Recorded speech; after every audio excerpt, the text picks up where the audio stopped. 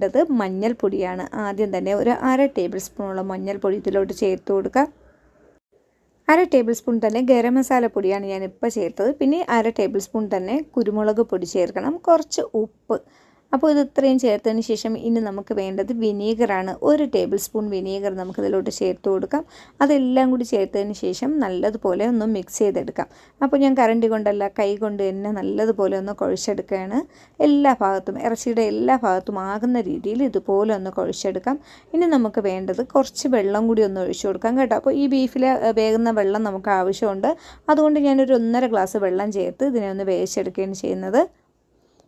അപ്പോൾ ഒരു 4 whistle medium ഫ്ലെയിമിൽ വെച്ച് അങ്ങനെ ദാണ്ട് വേവിച്ചെടുത്ത ബീഫാണ് ഇത്. അപ്പോൾ ഇതിൽ വെള്ളവും ഇരിപ്പുണ്ട്, ഇറച്ചി നല്ലതുപോലെ വെന്തിട്ടുണ്ട്. അപ്പോൾ ഇതിനെ ഇനി നമുക്കിത് മാറ്റി വയ്ക്കാം. ഇനി നമുക്ക് കറി വെക്കാൻ തുടങ്ങാം. അതിനുവേണ്ടി ഞാനൊരു പാൻ വെച്ച് കൊടുത്തിട്ടുണ്ട്. അതിലോട്ട് ഇനി നമുക്ക് വേണ്ടത് വെളിച്ചെണ്ണയാണ്. അപ്പോൾ ഒരു 2.5 ടേബിൾ സ്പൂണോളം